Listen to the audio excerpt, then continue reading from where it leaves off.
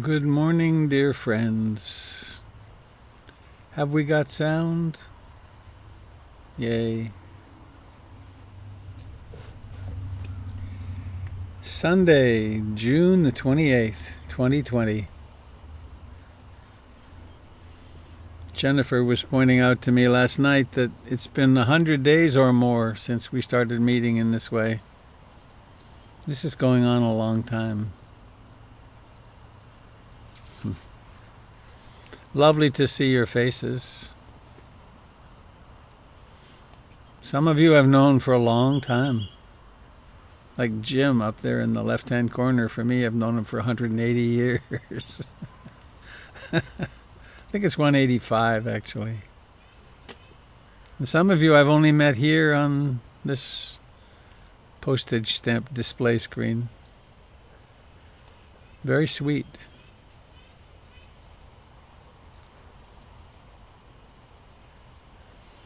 Sunday morning. Overcast, cool here in Portland, Oregon. A little rain last night, which was concerning to me when I came out because I have an extra monitor here and I had my window open, but it was under the trees enough it didn't get wet.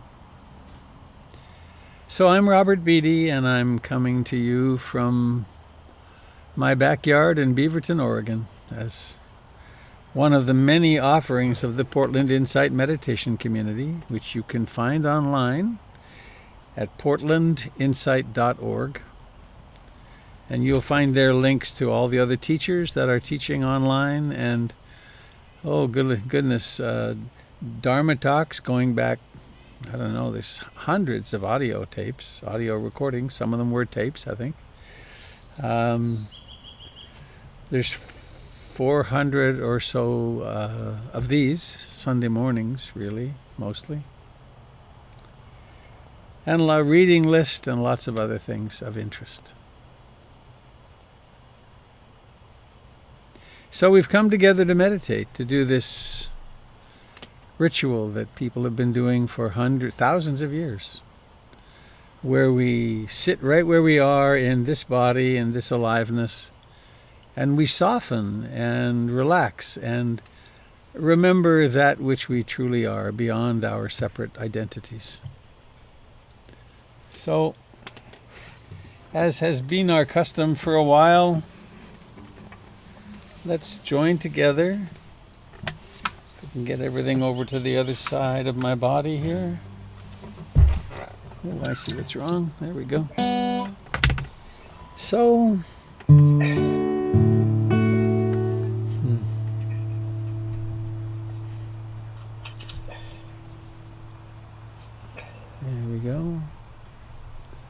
turn on original sound. I think it's a little better that way. In what can we take refuge in a world where everything is utterly unstable? Big lessons about that instability in the world of COVID in our country, which is making a big comeback. Such poor leadership and thread of autonomy and First Amendment rights. So where can we take refuge? How about the Buddha, Dharma, and Sangha?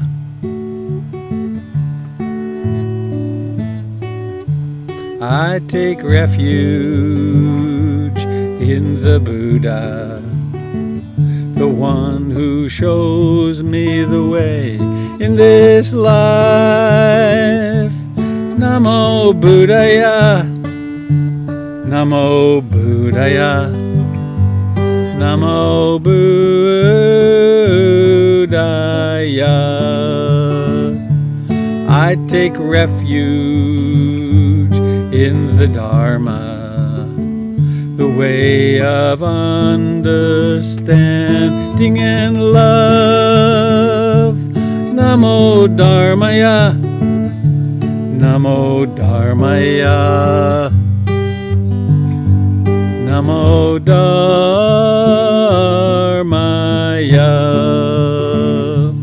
I take refuge in the Sangha, the community of mindful harmony. Namo Sangaya, Namo Sangaya, Namo Sangaya.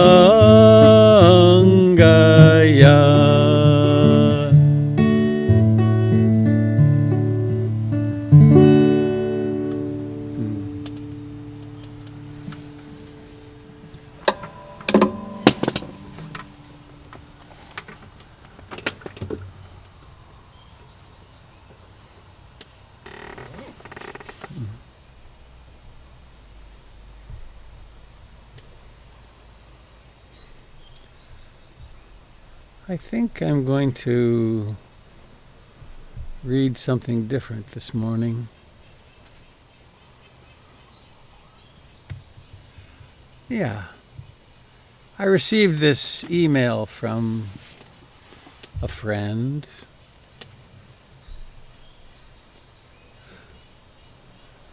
Dear Robert,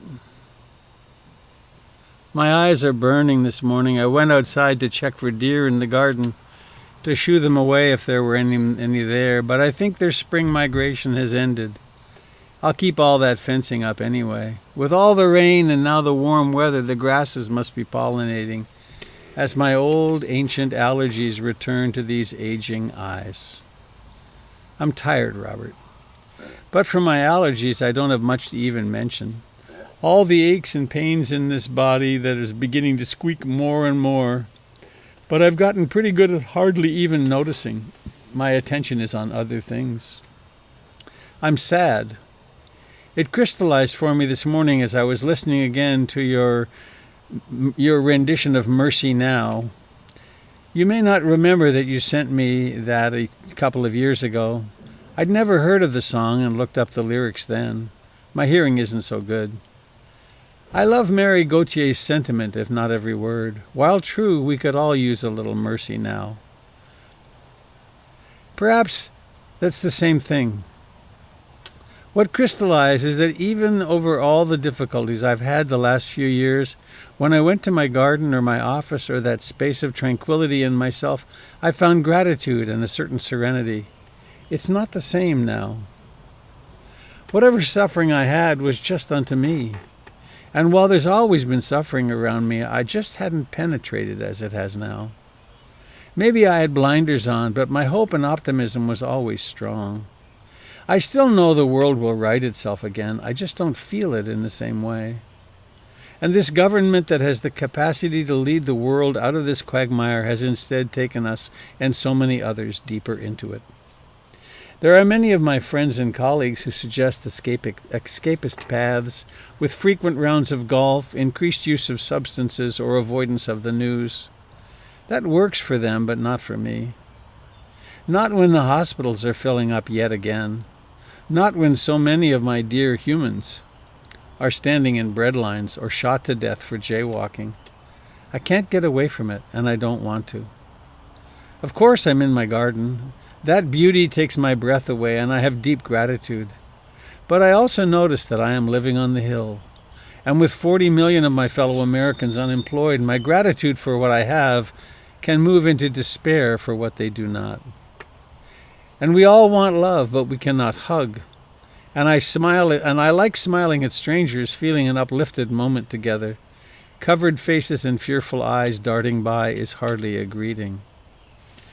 While others laugh with reckless abandon, I understand the human condition, not understanding this invisible enemy until it makes a visit to their home. Like the death watch over a century ago, taking my mother's 4 little brothers in less than 2 weeks, only a great trusted leader can guide us out of this abyss that we're not even sure that we are in. That got a little broken up in places where I had to edit things out. This is a very challenging time. Seeing those numbers going up around the country precipitously is very challenging, I find. I got up early this morning. I sat for a long time. Found a place of quite a lot of quiet, and had great gratitude for the fact of the Dharma. So let's make use of that Dharma. Not hide our head in the sand, but let's do what human beings have done now for thousands of years and find a way to make peace with it. So I invite you, please become aware of your body that sits here.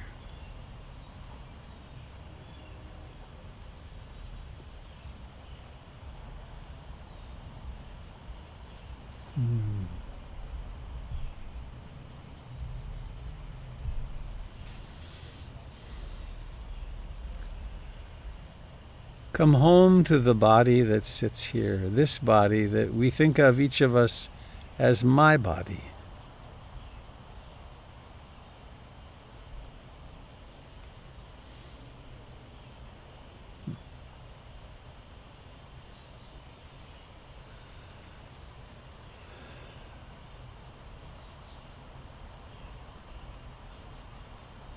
Notice how alive it is.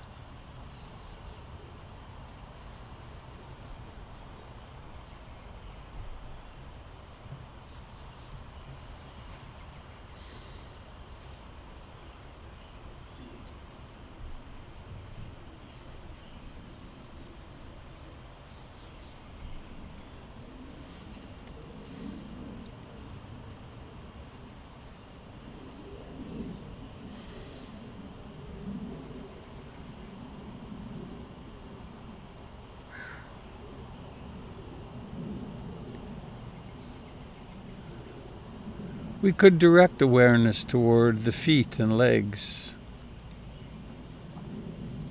Tingling, vibrating, alive, warm, cool.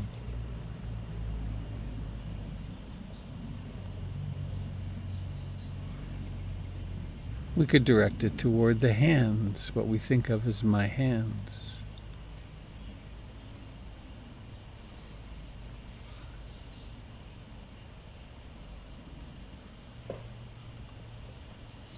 To the face.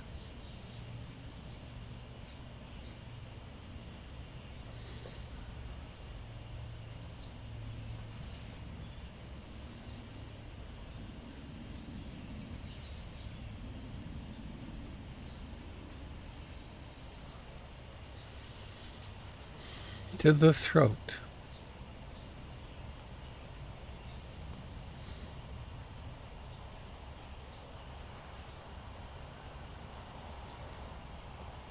Notice the front side of your neck, the throat, and the back.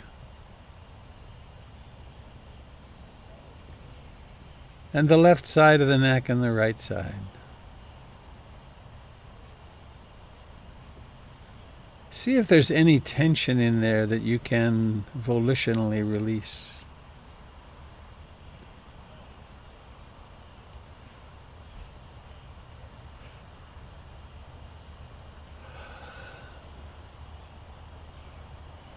Feel how long it is from the root of the tongue down into the chest. Soften into the life of the throat and neck.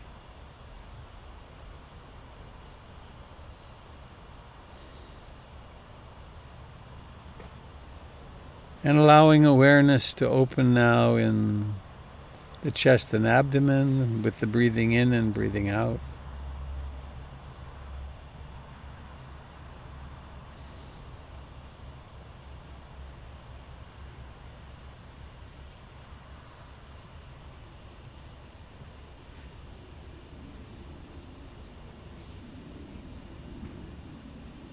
It takes a little effort to do this, a certain kind of effort. There is mindfulness,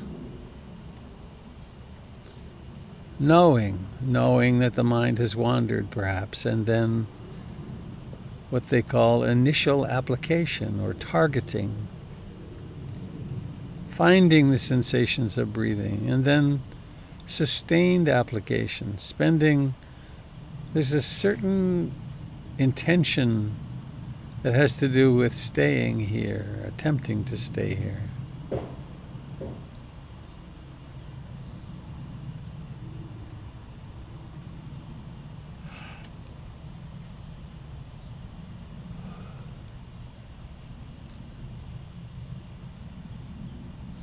Becoming intimate with the sensations of breathing, if not here in the chest and abdomen, perhaps at the nostrils. And we're not attending to some imagination.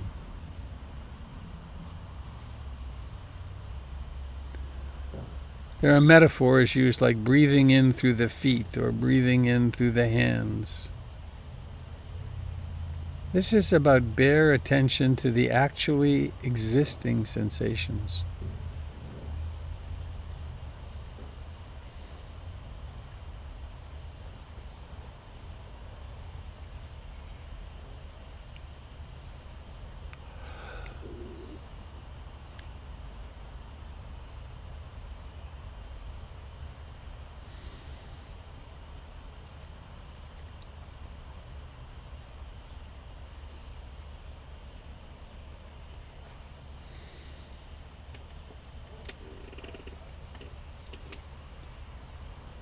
There are a couple of attitudinal phrases you've heard from me quite frequently that I find really helpful. I aspire to love and accept myself exactly as I am in this moment.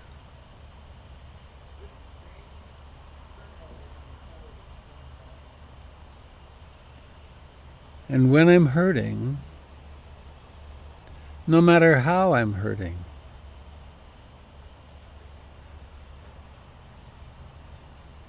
I aspire to hold myself in sweet compassion.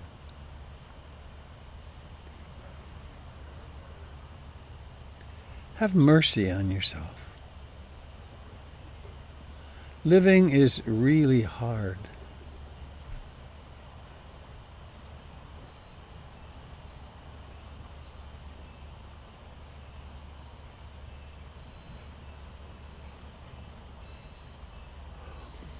So our meditation becomes one of great love, awareness and love wrapped all together. They're actually synonyms for each other.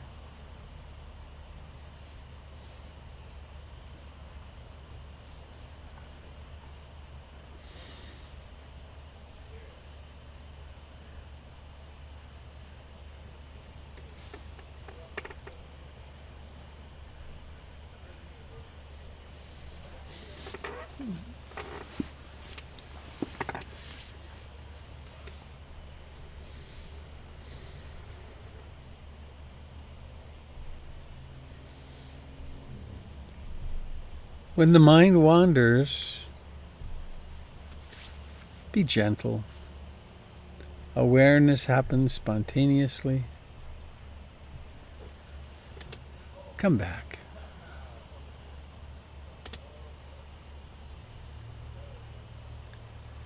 Come back to breathing in and breathing out.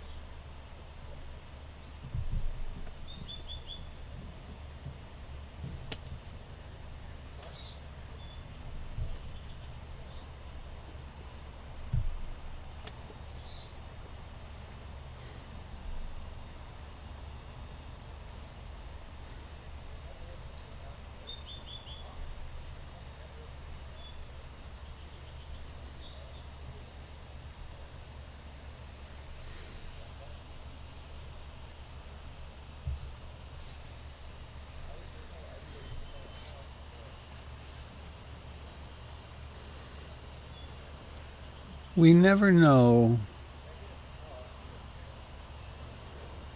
what we will find, what will reveal itself from one moment to the next, let alone one day to the next.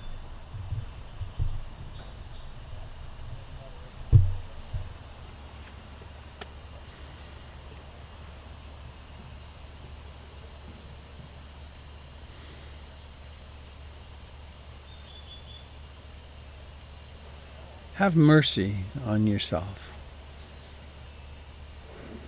Give yourself the gift of awareness in this moment, this passing moment. How alive can you be in this moment? Keeping it very simple. The body so full of life,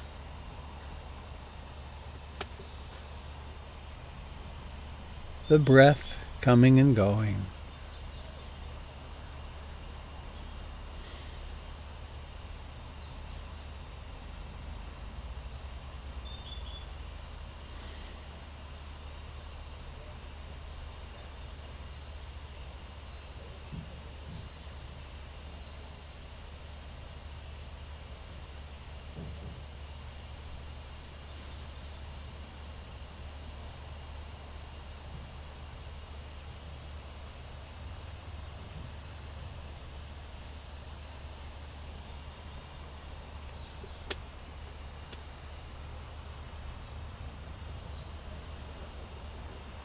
Each breath has a beginning.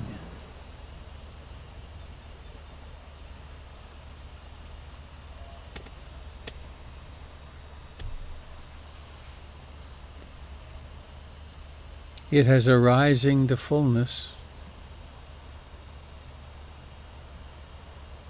and then a decline and disappearance. Like every single phenomenon,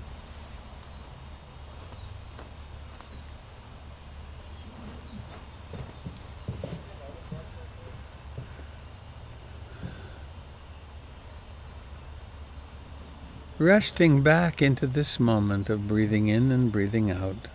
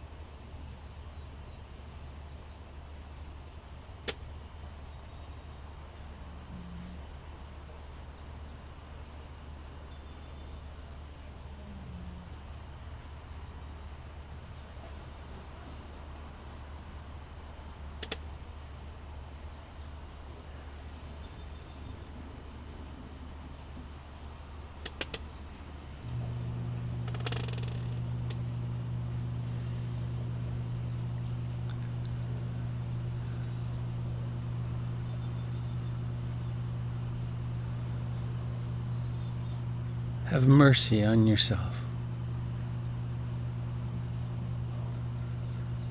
Taking this time to turn inward.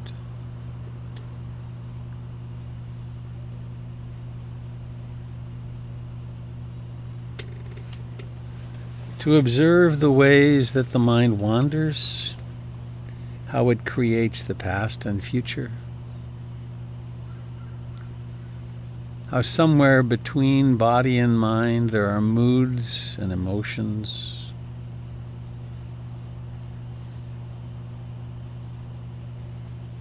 Set yourself free from identification.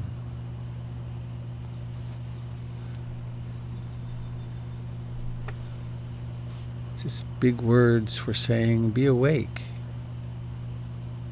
Notice what's happening.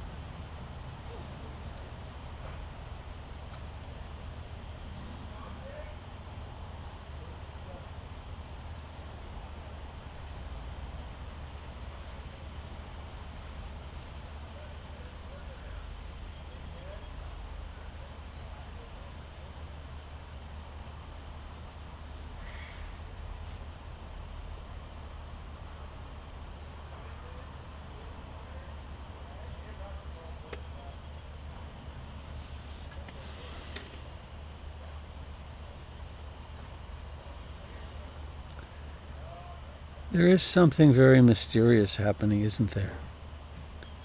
How does this awareness occur? What is it? I'm not suggesting you go off into a thinking storm around what is consciousness, because it's right here. It's this that illuminates and knows experiences, like this breath.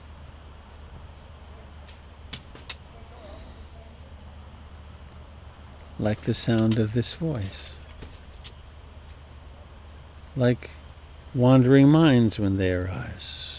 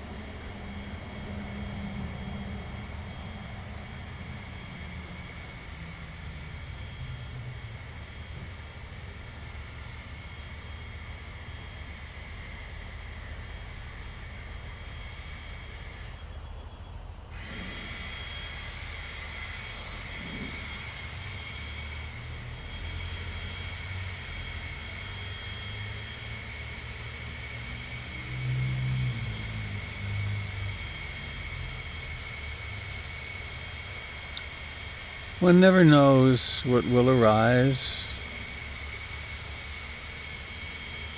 My neighbor to the south rebuilds cars. And a few minutes ago he started using some kind of a grinder. I don't know if the sound goes out over Zoom, but it certainly does over Facebook and YouTube with a different kind of microphone. Sound. Depending upon how the mind greets it. Oh, stopped. It could be very, quote, irritating. One could create irritation about it. Or it could be sound. Or it could be sound and irritation and awareness of that.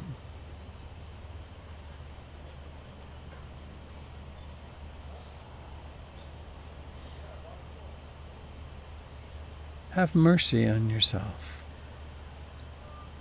Set yourself free.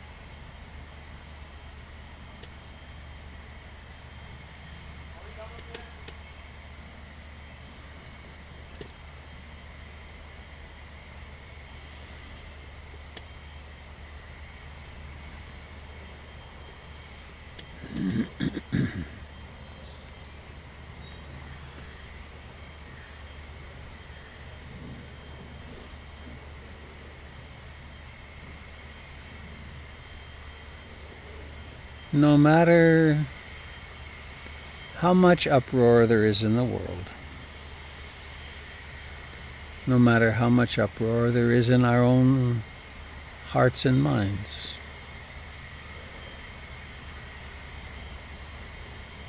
one way or another, we can cultivate mindfulness of what's happening.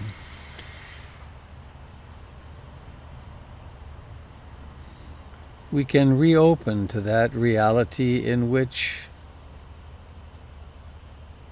every experience through the sense doors is objective rather than subjective.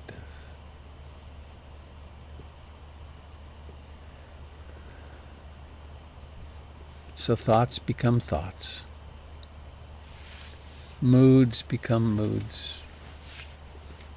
Memories are memories. And the present moment is like this.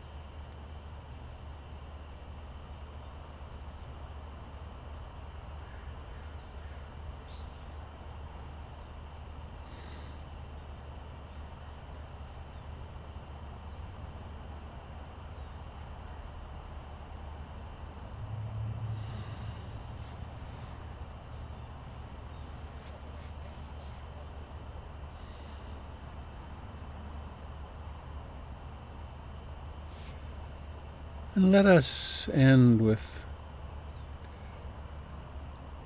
turning up the metta, or the loving kindness. On the in-breath, thinking a kind thought for yourself. Among the classics, on the in-breath, may I be really happy. May I be free from fear and danger, both inner and outer. May I live with ease and grace. May I be liberated.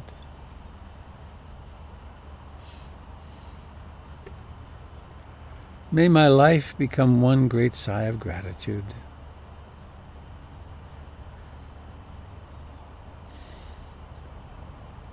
May I recognize that every moment can be a moment of awakening. Or any phrase that would nurture you.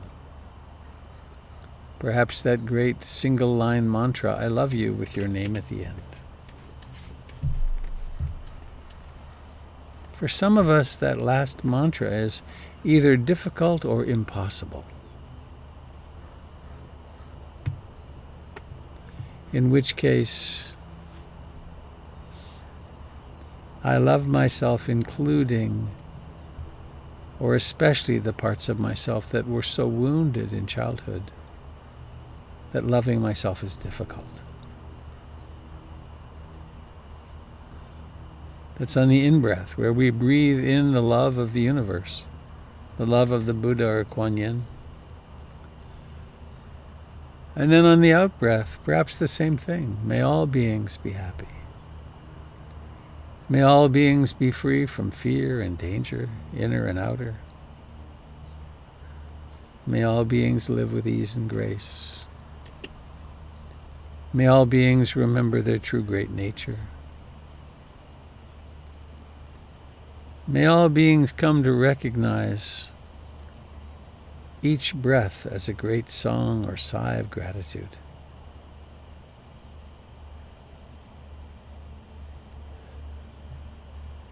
And so we're still aware of breathing, perhaps of the whole body and its aliveness. And in love, there's room for everything. When love encounters suffering, it turns to compassion.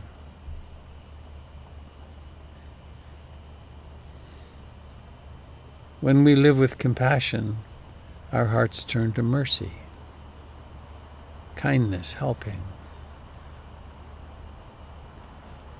Let's begin with ourselves.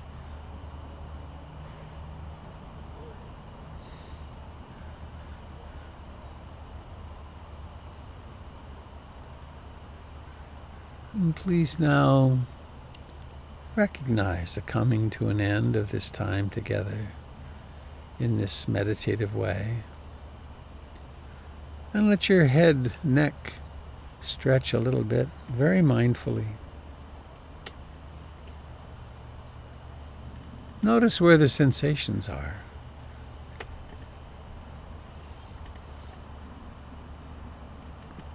When you get to somewhere where there's a bit of a pull, a bit of discomfort, hang out there, feel the discomfort. Recognize that you don't have to avoid it. You can, in fact, really embrace it and turn directly into it. And then maybe let your arms stretch a bit, still with your eyes closed, very much in the body.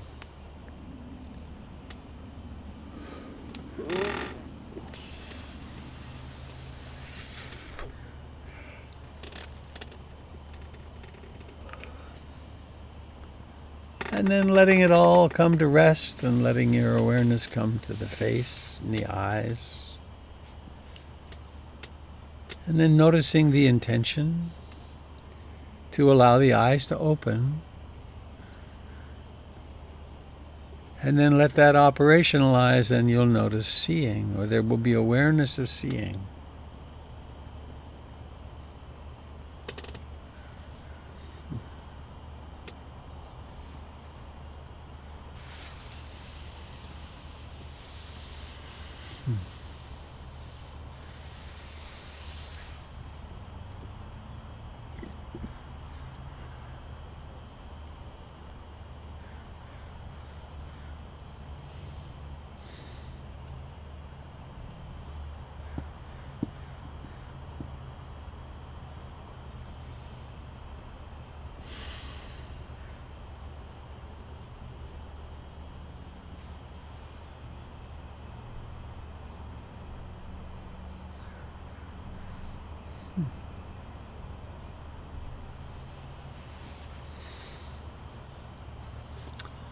In a few moments, I'm going to ask Jim to lead in some mindful movement. Before then, I have just a couple of announcements. One is what I'm going to do after the movement is play you that Mary Gauthier song that my friend wrote me about, that I sang to him on recording. And then use that to lead into some reflections on compassion and mercy for ourselves and perhaps for others. But announcements, keep August the 1st available.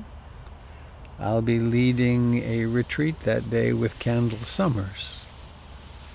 And that will be actually the start of Candle will be offering, she's still deciding, but probably Sunday nights twice a month, an open meditation group. So we'll have Sunday night, Monday night book group, Tuesday we're hopping.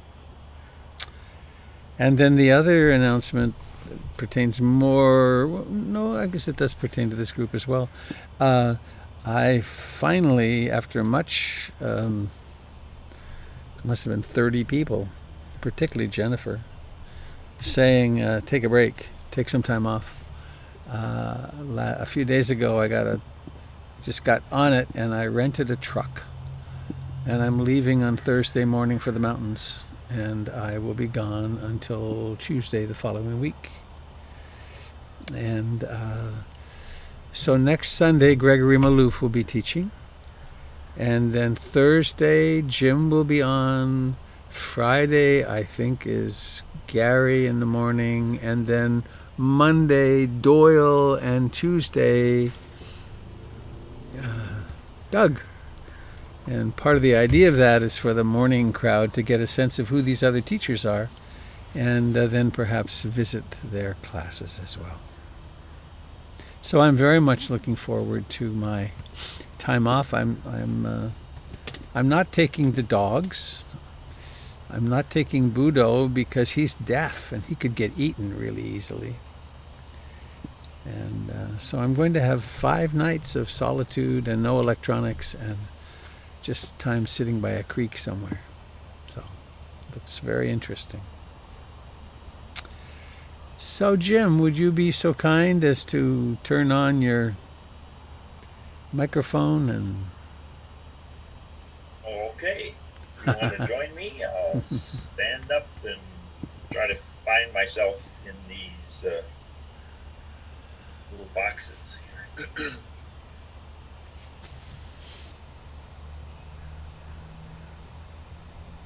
Have to stay in the box at all costs.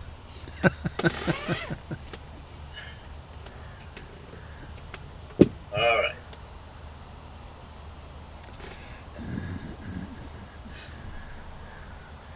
So if I tilt things, you can see more of my legs, see what I'm doing, a little more, and then I'll be ready to go. Okay. So about 15 years ago, I learned this Shahbazi routine, and I just love it. I just keep coming back to it over and over and over again. It seems boring some days, but it's always good. The idea is to get in touch with our feet, get in touch with our knees, do a little scan of our connection with the earth, shaking back and forth a bit,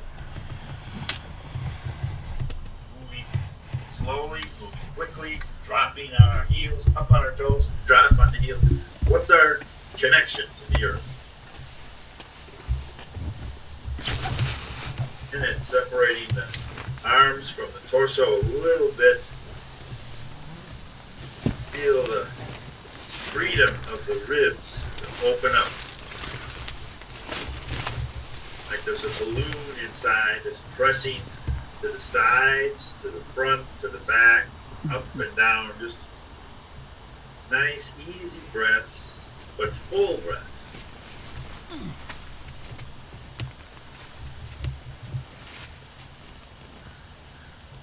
And you may find that there's areas that are uncomfortable or tight or not awake, stiff. So we sink into our knees and let our hands rise and fall. And there's a rhythm to our movement. There's a beginning and an ending. A beginning of a descent and an ending. Feel how that starts from a stillness, ends at a stillness, then again, a stillness. A rhythm of breathing in, breathing out, loosening the shoulders, softening the elbows, softening the wrists.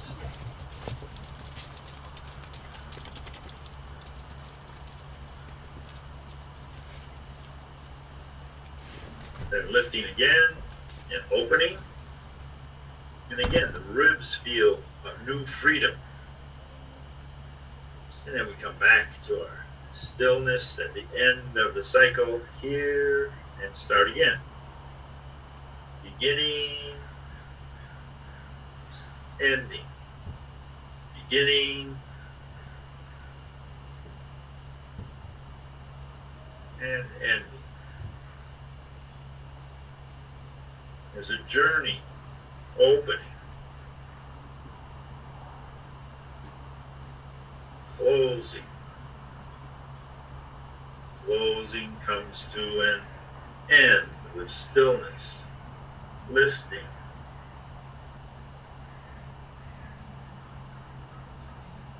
Coming together and sinking. We'll stop and now notice our connection with the earth. Notice sensations in the lower legs, in the knees, in the hips, shoulders, upper arms, lower arms, hands. Then again, sink. This time lifting the arms all the way over the head, painting a rainbow off to one side, covering the whole dome now. All the way across the sky with the rainbow. Where are the predominant sensations as you're painting? Where does the attention go? Shoulders, arms, hands. What about the feet?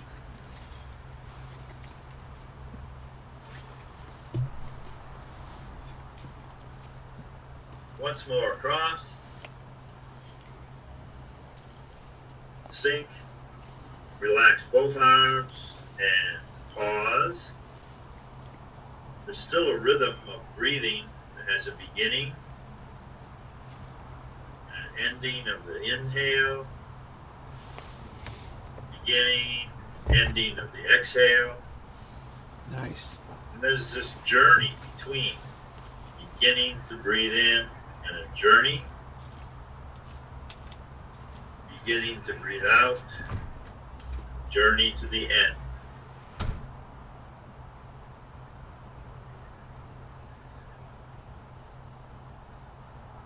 Now we're going to do more complexity, turning, extending both hands out, palms up.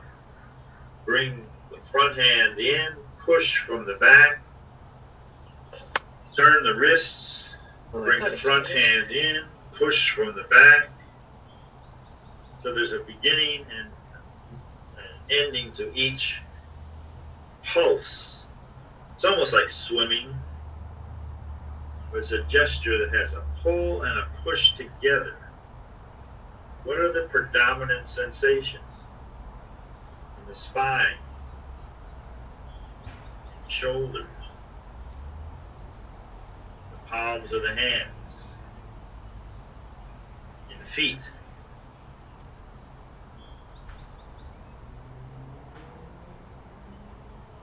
Where does the attention settle? Is there a constriction, stiffness that just won't let loose, or is there a flow and a relaxation that's new? What's the predominant sensation? It doesn't have to be positive or negative. It could be just quiet. So let's investigate. Lower the hands. What are the predominant sensations with this standing body?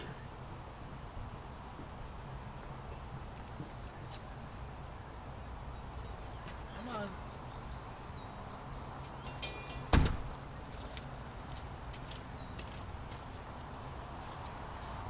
Rhythm of the breath as a beginning, a journey, and an end. Then the out breath, beginning, journey, and end.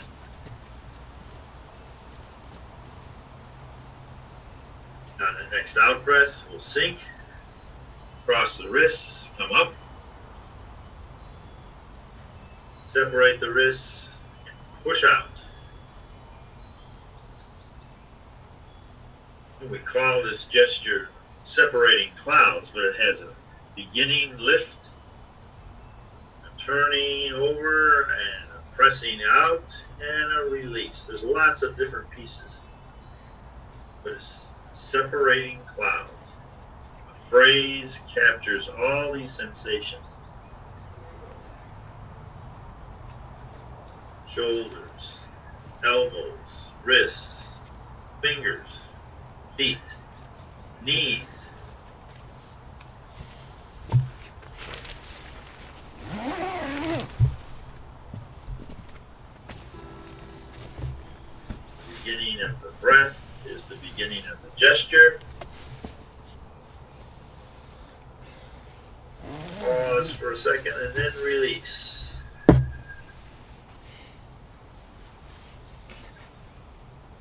Beginning, journey, ending at the top, and beginning the descent.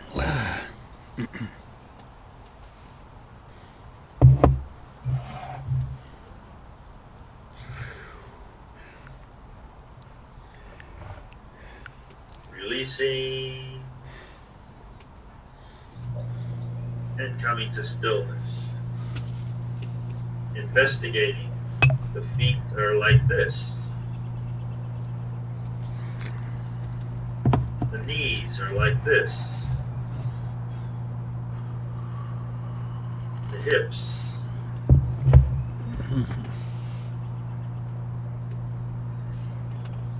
Diaphragm. Upper chest. Shoulders.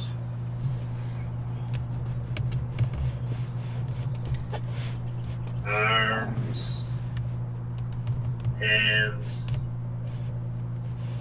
and again, we sink, reach out to the side, feeling the journey,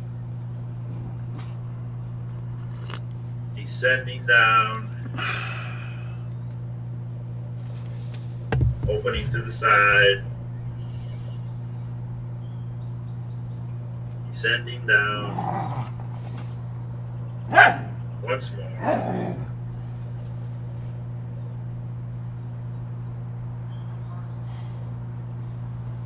Gratitude for this living being, this body that has sensations, tip to toe, and healthy lungs, and opportunity to practice again, bringing our hands together with gratefulness and bow to all the people who joined with us.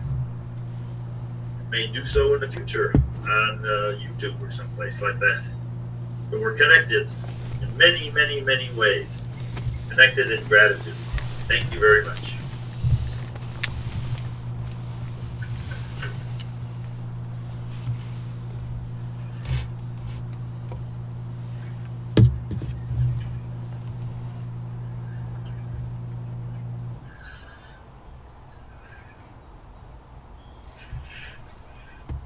Thank you, Jim.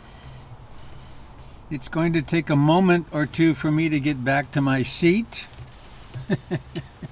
Okay, let's have a seat, everyone, and find out. Just tune into your legs if you've been standing, and let your legs say thank you. The legs are no longer supporting us. But then feel the alertness in your spine. All the uprightness of your body is organized around the spine now. Breathing. All right. Journey in. All right. And releasing. Thank you, sir. Welcome, sir.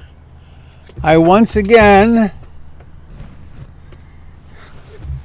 used the other camera and focused it on the screen of my computer, so the YouTube and Facebook people had the visuals as well. Kind of wild. All right. So I got to get rid of this pillow.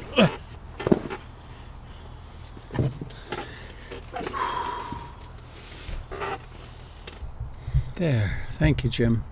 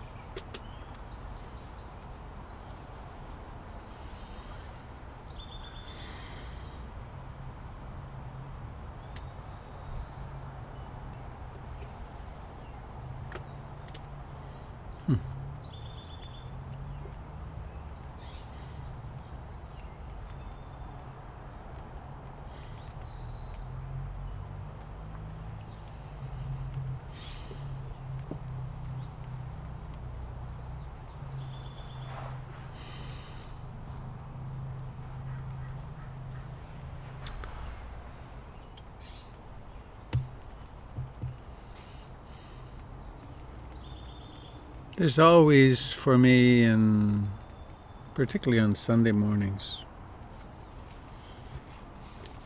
all these years, it's been a long time.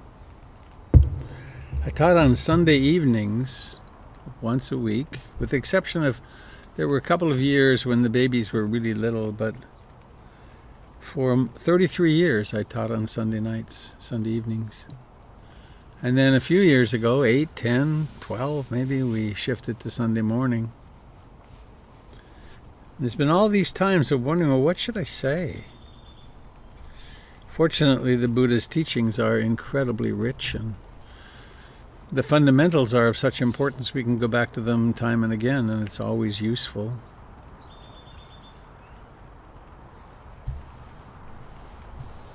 I'm sure it's the same for some of you as it was for me with some of my teachers. It's like, well, I've heard that talk so many times. And there really are only a few basic concepts, I think. But how to say something which is relevant to the time?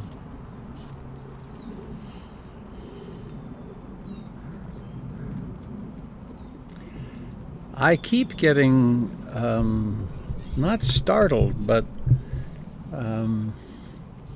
I keep having moments of waking up to what a weird time this is and how difficult it is. I talked to my daughter Tara a couple of days ago now. Last night, actually. I talked to her a couple of days ago, and last night she sent a text with the number 12. She has 12 more shifts to work in the hospital she's in New York City, and then she's going to come home. She did, some of you may not know this, she did get the virus and was down for 2 weeks. Took care of herself and came through it really quite well. Young, healthy, etc. But it's been very hard. The hospital is pretty dysfunctional, and lots and lots of work. Oh, I'm glad I moved the pillows in. It's starting to rain rather hard. So, I keep waking up to the fact that something really big is happening. It's happening on a planetary basis for human beings. And it's happening really badly here in the United States.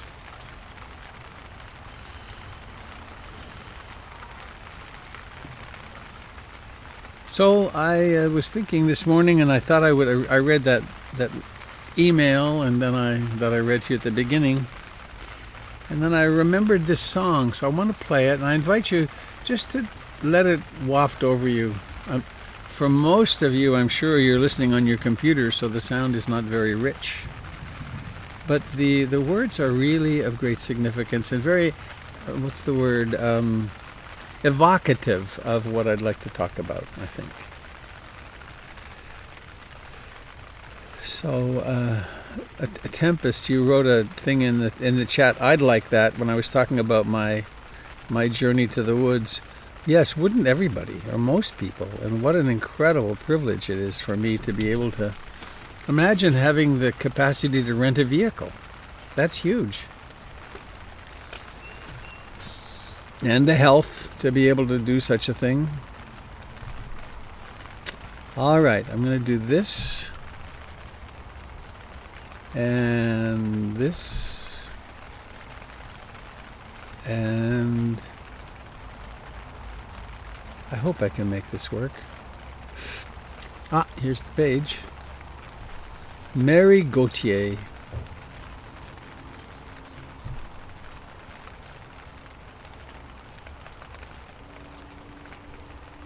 That didn't do much.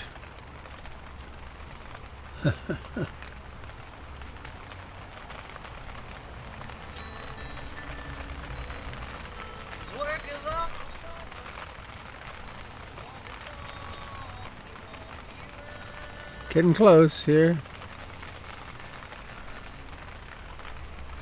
Jim, will you give me a thumbs up or down if it's working?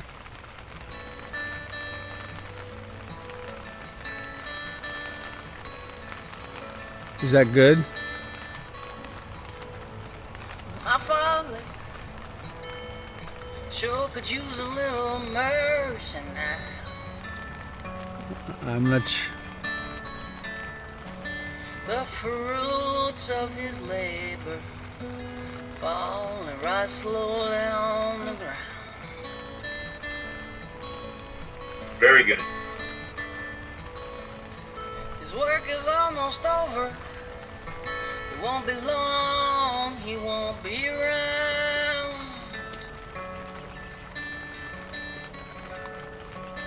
I love my father.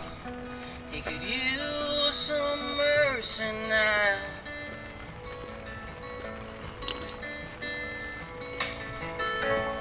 And my brother sure could use a little mercy now.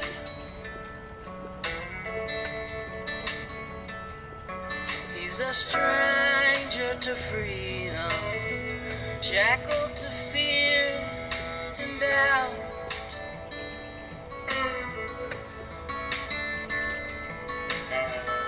Pain that he lives in, it's almost more than living will allow.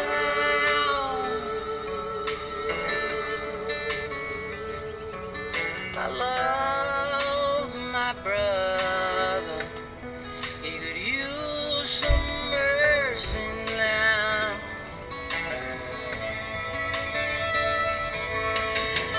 My church and my country, they could use a little mercy now.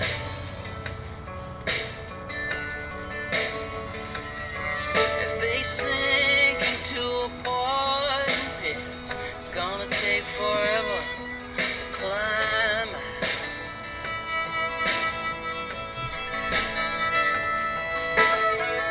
They carry the weight of the faithful, follow them down.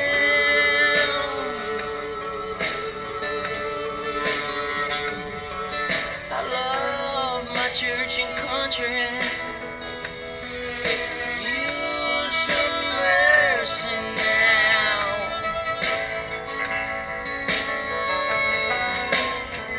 Every living thing could use a little mercy now.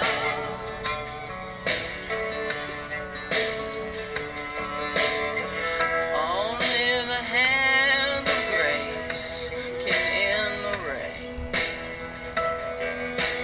'Twas another mushroom cloud.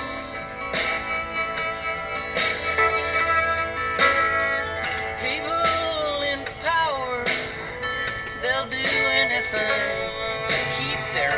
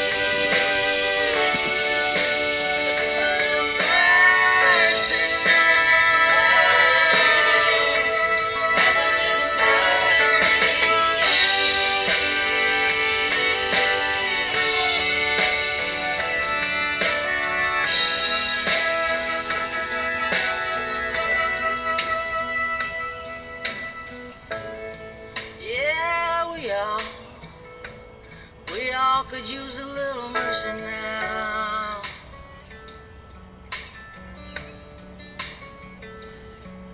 I know we don't deserve it, but we need it anyhow.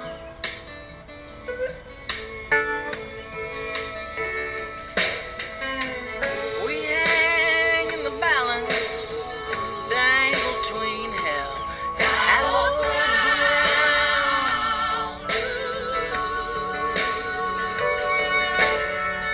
Every single one of us could use some mercy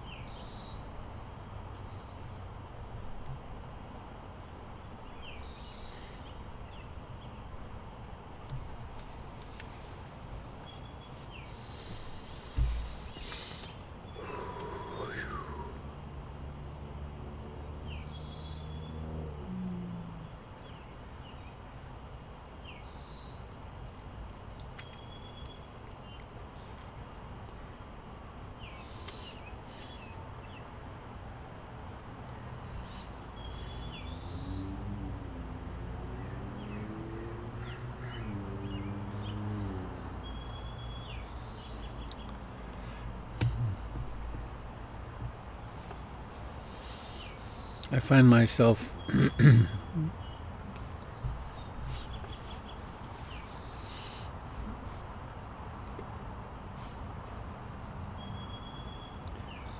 moved by that song again. I've played it both on the recording and my own playing and singing many, many, many times. And it speaks to me of the first noble truth, the first ennobling truth of the Buddha. You may not know the story, but Siddhartha Gautama set off, left his home and family and his destiny as a ruler to find the end of suffering. And went to great lengths, almost killed himself starving.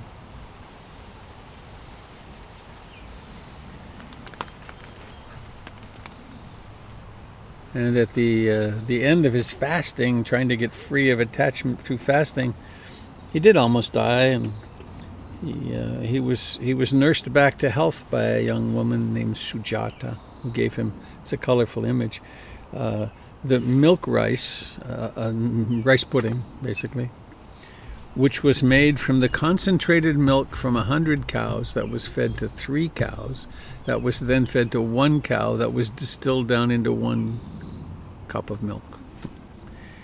In essence, the true heart of human kindness, the heart of compassion. and enter the feminine into this otherwise very masculine story so far. And then he woke up. He took some weeks, 7 weeks, the story goes, there before he then thought, and I forgot a piece, that there were 5, he was with 5 friends exploring how to get free. And when he started eating again, they abandoned him. They left him. You've fallen back into the world, and we're not going to hang out with you anymore. And then he, when he woke up, he realized these are the people who could most likely understand. So he, as the teachings say, he looked around the world with his celestial eye, and he found them about a 10-day walk away from where he was. And he went to them, and as he approached them, they turned away and they said, let's not talk to him. He's fallen back into the worldly life. But there was something about him that got their attention, and when he got to them, they made a place for him to sit, and then he said, I found it, my friends. I found the door. I found freedom. And the first thing he said, this is the first sutra, it's called the Dhammachakra Pavatana Sutta, the putting in motion the wheel of the Dharma Sutra. And he started off by saying, there's really a lot of suffering in the world. There is dukkha. And I keep noticing. There's a lot out there. There's a lot in here. So the first noble truth is that there's great suffering. It doesn't say everything's suffering, but the normal human mind creates a vast amount of suffering. Birth, sickness, old age, decay, and death. Having experiences you don't want, not having experiences you do want, being with people you don't want, not being with the person or persons you do want. That kind of covers the waterfront, doesn't it? Have you had any experiences so far today you didn't want to have? Did you have coffee? I did. Why? Because I wanted an altered state. So, dukkha, and then its cause, craving, wanting things to be different than they are. I would like less pain, more pleasure, and I want to become something that isn't this. And then the third noble truth, which is the great promise, which is that there can be relief from this suffering by waking up to reality, by waking up to what's true. And we do that waking up through really being willing to open to the reality. Birth, sickness, old age, decay, death.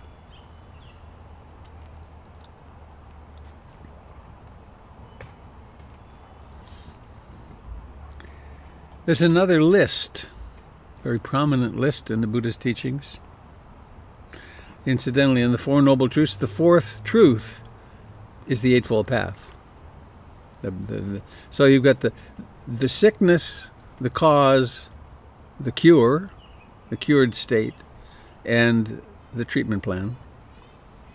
And then there's another rather beautiful list, which is the affective or the states which occur, which remain when the greed, hatred, and ignorance at the root of suffering go away. And those are very familiar to many of you, I'm sure. Love, metta, karuna, mudita, upekkha. Love, loving kindness, compassion, sympathetic joy or delight, and equanimity. So in love, and I heard this first from Ajahn Sumedho, and it really has changed my life, that the practice of loving means there's room for everything.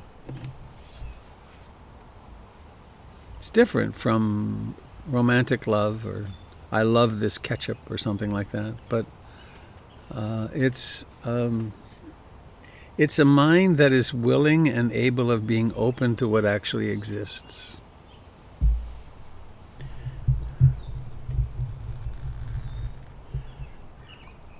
And when love encounters suffering, when the being is stable somehow, the love turns to compassion. The Buddha called it the sensitive heart's natural trembling when faced with suffering. When love encounters success, happiness, things turning out well, it turns to sympathetic joy or delight, taking delight in the happiness of oneself or others. And may it persist, may it grow and persist. And then the fourth, which is not nearly so often spoken of, though is utterly essential, is equanimity. And equanimity is the capacity to be with the pleasures and pains of the world without getting overwhelmed, without getting blown off center. And in equanimity, there's an understanding, not an intellectual understanding, but a very deep, visceral understanding that this is the way of the world. This is the nature of the dukkha planet. Dukkha being the first noble truth.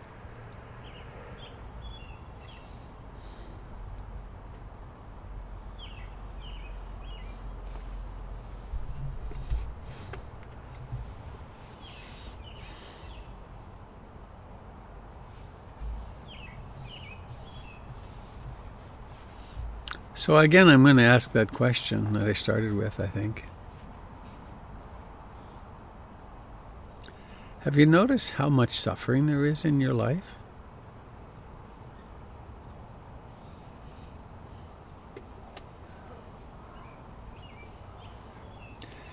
Have you noticed perhaps that this period of isolation that we're in, of less distraction, less, quote, pleasure, may be increasing the dukkha or providing a different slant on it?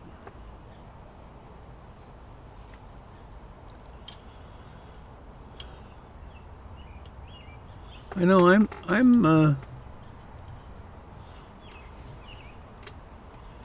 finding the social, cultural, political truths to be very unsettling.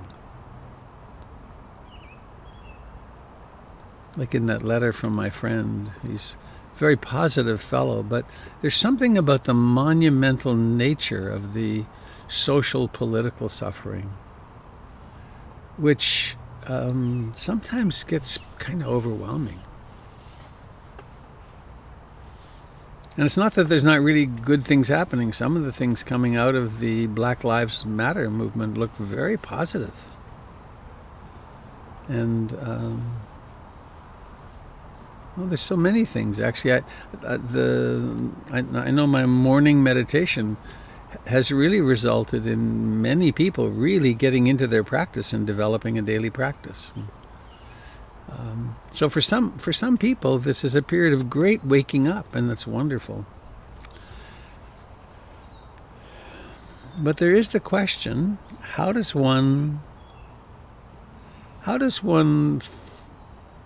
we respond to a time like this? How do we respond to our suffering? And if we're practicing more, if we're spending more time actually being inward, we're going to notice the dukkha more. We're going to notice the suffering more.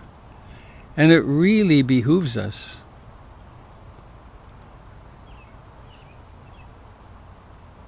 to approach it with great compassion, to approach ourselves with great compassion.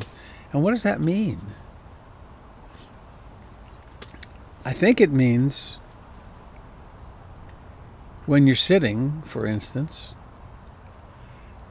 I aspire to love and accept myself exactly as I am in this moment, including the bliss states and the suffering, sad, confused, angry, hurt, lonely, despairing states.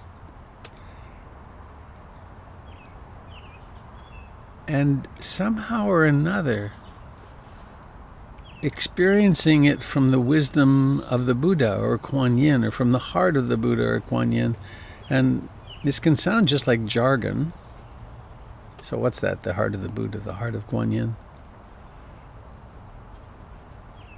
But isn't it the capacity of being with the suffering without freaking out? And that's where having a meditation practice where we have some concentration and some mindfulness and the 7 enlightenment factors in greater and greater amounts and development, so that we can actually bear our own suffering and not identify with it, not take it so seriously, that we can actually find relief from it. How about that? That's important. I know a week or so ago, I was kind of contracted for a few days, fatigue, I think. And it was very difficult, even in an hour or two of meditation, it was very difficult to find that place of equanimity or ease or rest. And I think that I had gone beyond my design limits in being with more suffering than I could assimilate. So the song just popped into my head again, Mercy Now. When we're suffering,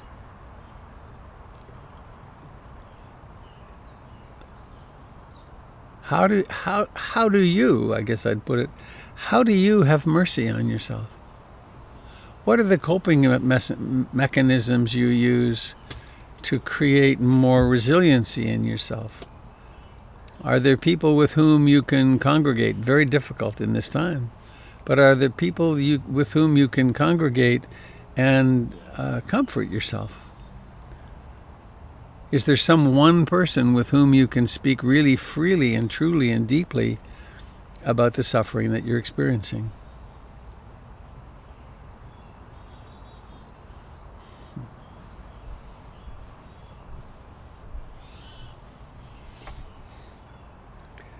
I guess there's one more thread I want to pick up, which is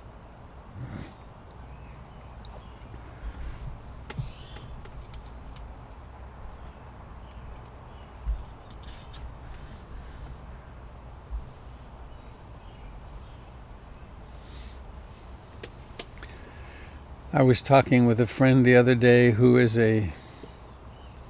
he's a little older than me, consummate psychotherapist he worked for 40 years or so in psychotherapy.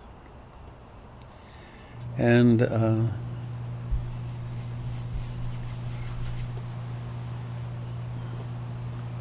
we were talking about what is it that, between the two of us, we say, what is it that we know that's been helpful to people? And among the things we came up with was one that was particularly true with me, is that I know a bunch about the basics of mindfulness and how to cultivate it. And the basic Buddhist teachings are pretty clear to me and how they work, and so I can point them out to people. And there's another thing, which is, it's really clear to me that our childhood wounds, the things that happen to us in the first 2 years, 5 years, and then the traumas that occurred to us through our lives, they didn't just vanish, they didn't go away. And that when we meditate, particularly if we meditate significantly, we start noticing them, and we start noticing how they are affecting our every moment in life. And it's the small child metaphor, the inner child business. There isn't a child in us, but there are structures left over from that time that we really suffer from. And I was thinking of that particularly around that when we say that the mantra, I love you, and put your name at the end. For many people, that's very difficult. And that's an impediment in our happiness and in our capacity to be really conscious. And so, among the things that I know and my friend knows is it's a really useful practice to start paying attention to our feelings, our emotions, and to the calling out from inside, from the part of ourselves that really wants to be held carefully, held in compassion. And we can do that in a lot of ways. We can start a journal where we start paying attention to that part of ourselves. Or simply to pause and ask yourself, what am I suffering about right now? For a lot of people, there's loneliness right now. For many of us, it's anger. We're angry at the powers that be and want a revolution or change things. So I wanted to talk about this practice of compassion, which is really turning toward the places that you're hurting. And they aren't far. They're right there in that mood, the sadness or fear or irritation or loneliness or despair. And to turn toward it with mercy. My Father could use a little mercy now. Every single thing could use a little mercy now. So to start with ourselves. And maybe to continue with ourselves for quite some time.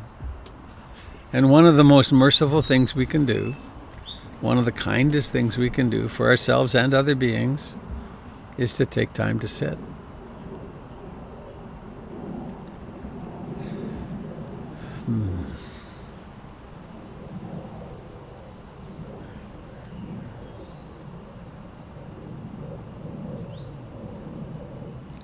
Well, that's about 75% on what I wanted to say here this morning. It's hard to get to it, but that's close.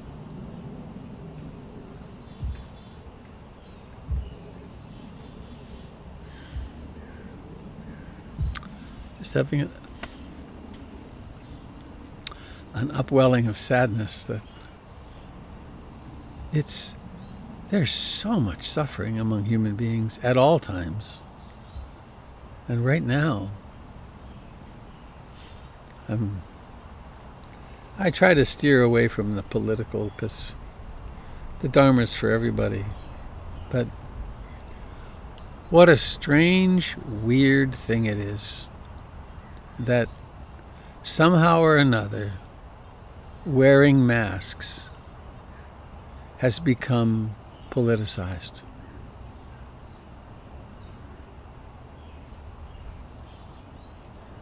All the other developed countries of the world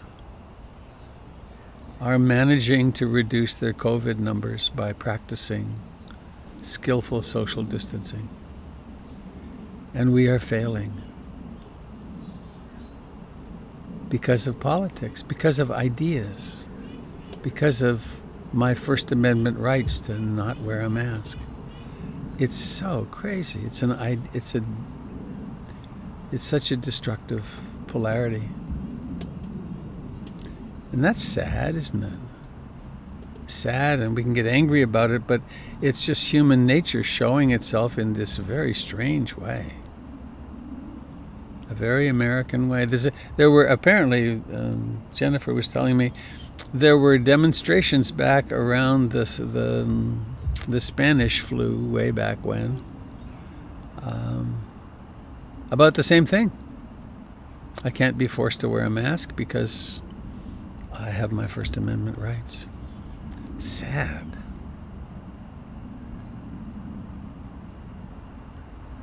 So, reining that in, I wonder if you have something to say.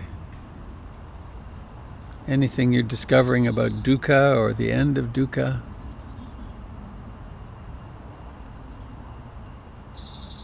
So please, Joan. Oh, Joan, can you just Unmute. Yay! There you are. Wonderful. Hey, Thank you. It's interesting to say, just sit more. I've been sitting so much that the other day my husband said, "Aren't you getting tired of this? Listening to these things over and over again?" And I realized I was sitting to avoid thinking, and to avoid getting depressed about what was happening. And I'm very curious to you about the coping mechanisms, because I don't think I was really sitting. I don't think I was really concentrating. I think I was just thinking if I leave the person on and they talk to me, somehow it will keep me from thinking. So you were doing guided meditations? Yes. Yeah, well, we can use meditation to keep ourselves unconscious too. Yeah. You know, one of the antidotes for that is to do walking meditation. Lifting, moving, placing, lifting, moving, placing. Don't be listening to don't listen to someone, but just do walking, or go for a walk in the neighborhood and be aware of left, right, left, right, left, right.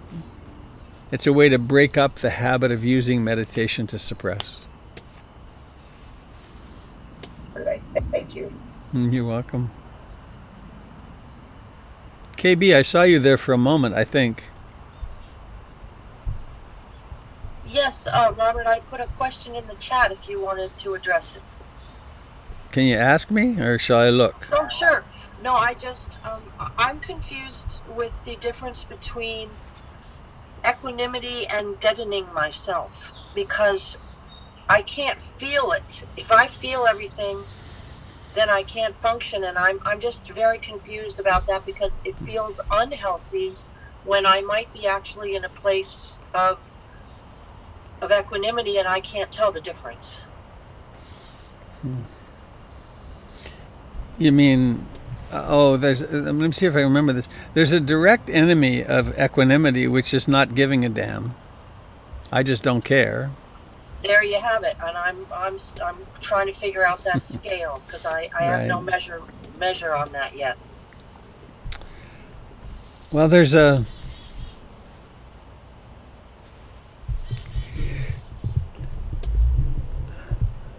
equanimity becomes more and more essential as we practice more and are more capable of actually perceiving the suffering of the world. Because we can easily go down the tube, overwhelmed with too much. And it's a very common thing I encounter with students, that they're getting more and more sensitive, and it's not just the usual suffering of watching the news and getting flipped out about the news. It's the getting in touch with the existential suffering of simply being a human being. Aside from politics, and it's just realizing how difficult it is. And so equanimity is a very awake, alive, attentive state. It's not a dull state. It's not an I don't care state. It's an I care profoundly, and I also have enough wisdom to know that this is the way of the world. All beings... Wait, let me finish. All beings... Oh, go ahead. No, I'm sorry. I didn't mean to interrupt. No, now I'm waiting for you. Tell me what you were thinking. I guess, how does one carry that kind of emotional weight and not succumb and not fall down? Because if I open up to that, I become overwhelmed so quickly, I guess, is the question. So I think what's happening there, KB, is not so much equanimity as overwhelm. And sometimes turning down the spigot is essential so that we can actually not become overwhelmed and reactive. And I know with your strong activist impulse, that's really hard to do. Oh, you know what? Something would be helpful here. Let me see if I can I find it? Yeah. I'm sure I've read this before, that you've heard. But about 20 years ago, let me just think for a second. It's Thomas Merton. 20 years ago or so, I was teaching a retreat, and on the board was a short reading. And I read it, and I looked at it, and it affected me deeply, and I turned away, because I knew that if I really took this in, I would have to change my life. And about 5 years ago, or maybe less, I remembered it. And then I found it in 30 seconds online. It was like, boom. And this is it. It's from Thomas Merton. Thomas Merton, who was a monk, a Catholic monk who became very enamored of Buddhism and was really researching the similarities between the two at the time of his death.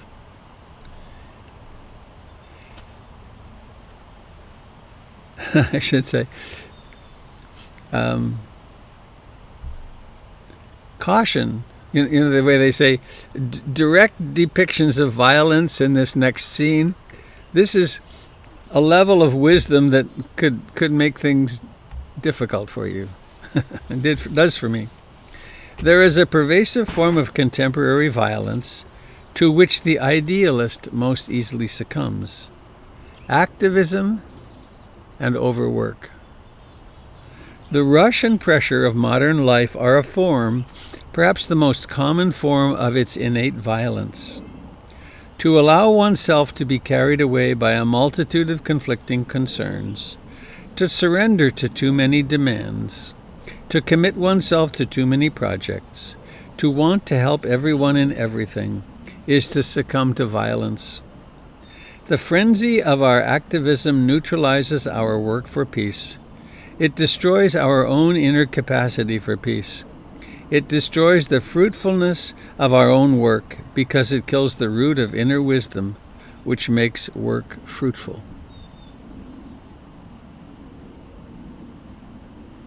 There's a pervasive form of contemporary violence to which the idealist most easily succumbs: activism and overwork. The rush and pressure of modern life are a form, perhaps the most common form, of its innate violence. To allow oneself to be carried away by a multitude of conflicting concerns, to surrender to too many demands, to commit oneself to too many projects, to want to help everyone in everything is to succumb to violence. The frenzy of our activism neutralizes our work for peace. It destroys our own inner capacity for peace. It destroys the fruitfulness of our own work because it kills the root of inner wisdom, which makes work fruitful. I'll post that on the PIMC listserv.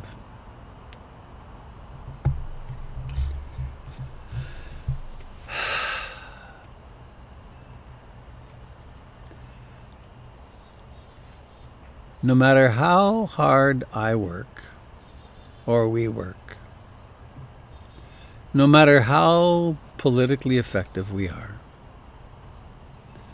no matter how sensitive we are, no matter how much we look at our own ignorance or white supremacy, or the extraordinary dukkha in the world is going to continue. As my friend Eric Kolvig used to say, samsara, which is this whole life, samsara is broken and there is no fixing it.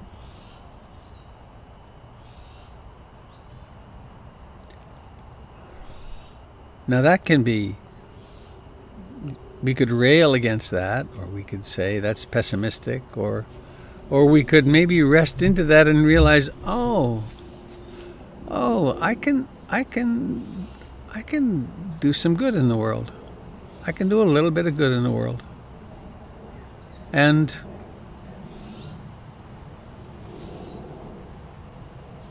human beings are still going to be human beings, and we're very unconscious, and we're all the walking wounded, and we have trouble hearing each other, and we get caught in I watched Jennifer and I had a minor conflict yesterday. And I watched as there was this mood that was primitive from childhood, that took hours to dissipate. And that's with all the skills and meditation and so on. So the human condition is prone to dukkha. How do we set ourselves free so we can actually be effective in the work that we do? I guess that's in response to UKB.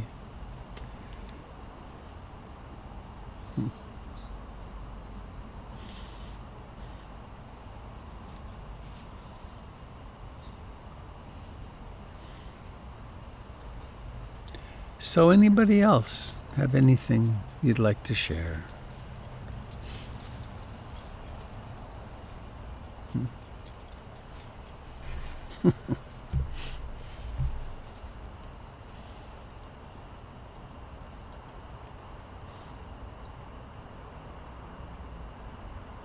I just had a funny thought about, many of you probably have never heard of even Meher Baba.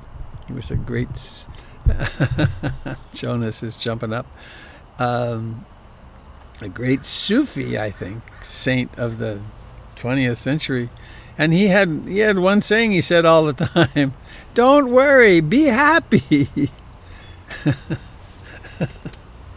Don't take all this Sturm und Drang so seriously. He didn't say that. He just said, don't worry, be happy. Everything's going to fall apart and it's okay. That's a different perspective, isn't it?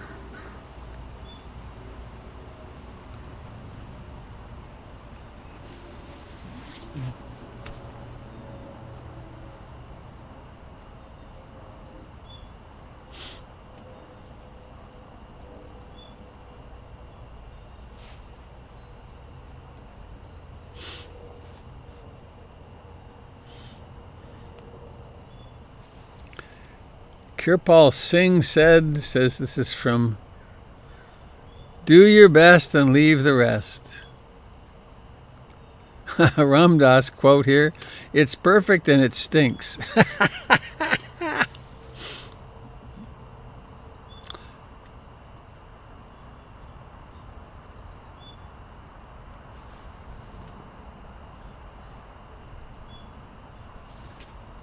So, calling for anyone who wants to share something. Robert. I hear a voice. It's Jonas. Hi, Jonas. Hi, Robert. I'm glad you got some clothes on. Well, I wanted to, my First Amendment right. It's so crazy. But I'm reminded that, in my profession and even in my vocation, whenever, and I was surrounded by what one could call real dukkha. I mean, you have children that are basically on the verge of death and you're taking care of them, and adults and bearing, all those things. And I would always be, if I wasn't filled with joy, literally, I could not have done my job. If I was recognizing the dukkha that was surrounding me, or any of us in a room, were recognizing that suffering of that being, none of us could really do the job. Please remind us of your job. Well, I was a pediatric surgical nurse primarily. And then in my religious practice at the time, I would teach people how to bury people. So there was a lot of, you're dealing not just with the child in a room, you're dealing with their parents, their grandparents, uncles, what have you. And you had to, the function was really to calm them. I have to remain calm, and the child has to remain calm, because the reality is, if they're not, their healing process is not going to be as effective. So you have to think well into the future of whatever you do is going to affect them and everyone around them. And the one thing I discovered through all of that was to take I out of the equation and be totally present in the moment. And I mean, an example would be, I would be sitting there arguing with some doc. It was during the Bush, years, and so we'd be arguing something, and something immediately would be happening, some emergency, and immediately we would both go into my favorite docs, and we just go immediately into caring for what was needed at that moment in time. But if I allowed I to become present, then I couldn't be there for that child. That's the compassion practice, isn't it? The sensitive heart's natural trembling when faced with suffering, and boom, you're there. Yeah. Yeah, and it's, and it is taking on the one project at a time. It's not trying to take on, every room. You have 15 rooms. You can't take on the whole project. You have to take on the one project that's in front of you. And be there and realize you're not there for you. That was the other thing I discovered. Be there. Realize you're not there for you. You're there for them, That's very beautiful and clear. Thank you, Jonas. Love you lots. I love you too. Thank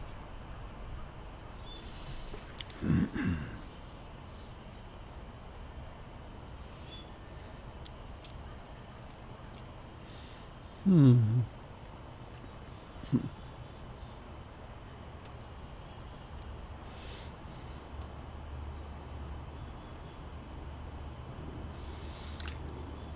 It's so sweet for me to sit here and have you looking back at me. Thank you.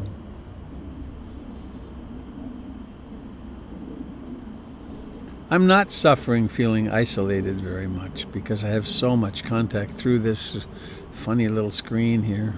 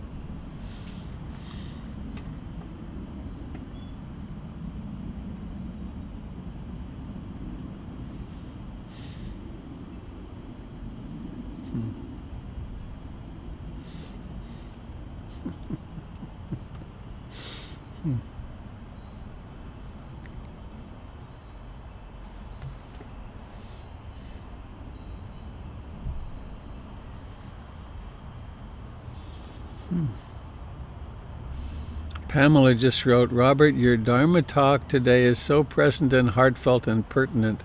Thank you. That's helpful to hear because one wonders sometimes. It's like, does this make sense to be talking about this? So that's good.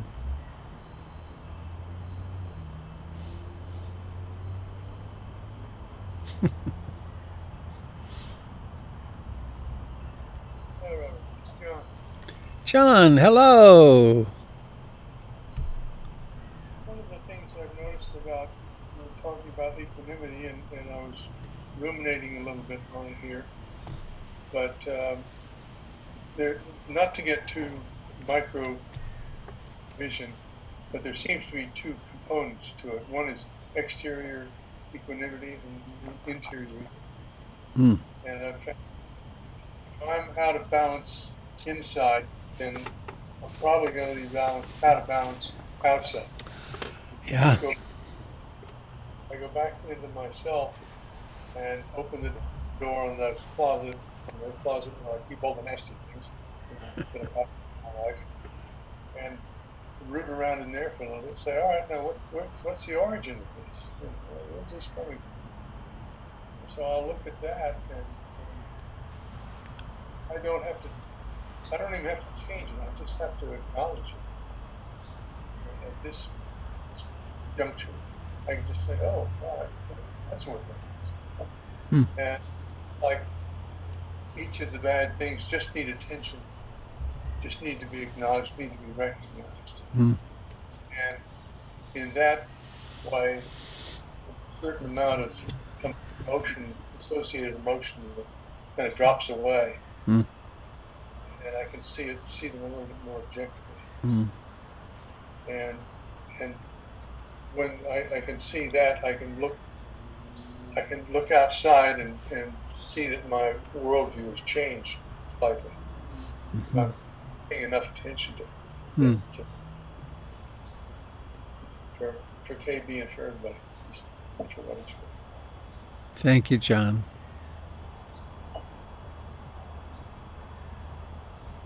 Yeah.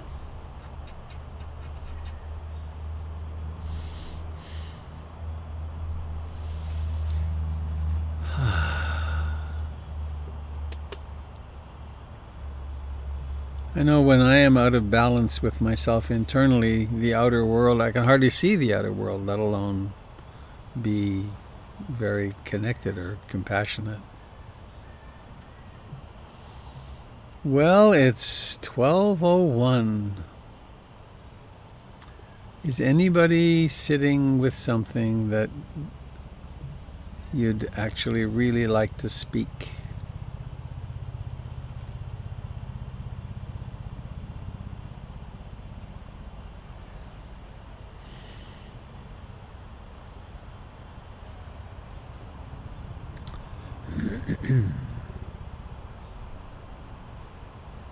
So I will not be with you next Sunday. I will be with the squirrels and woodpeckers and myself, which I'm looking forward to 5 days of retreat.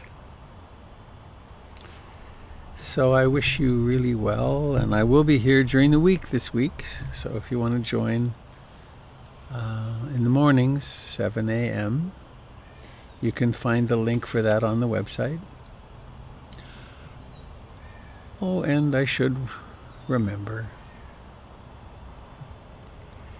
in the practice of being connected with everything, one of our ways is to soften and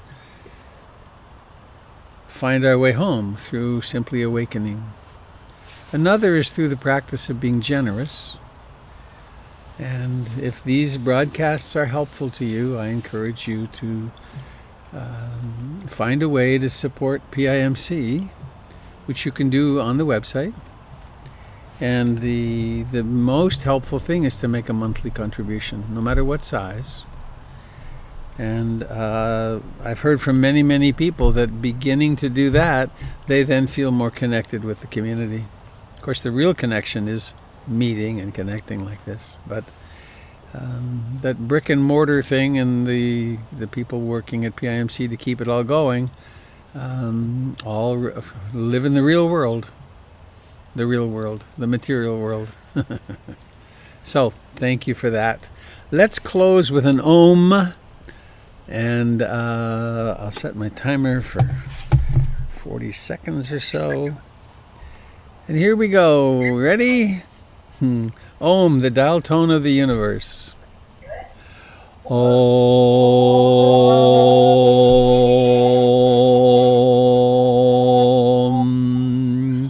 Om.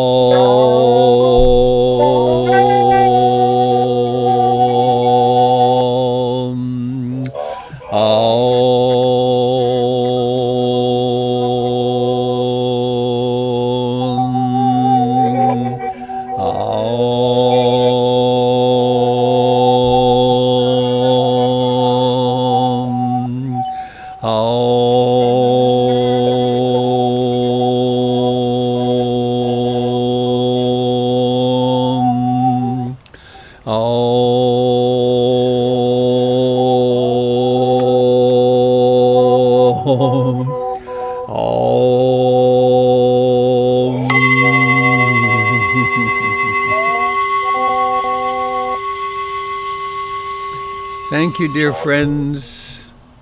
Please have a lovely day. May you find sources of much joy. Thanks for tuning in. Thank you. It was a wonderful morning. Thank you, Robert.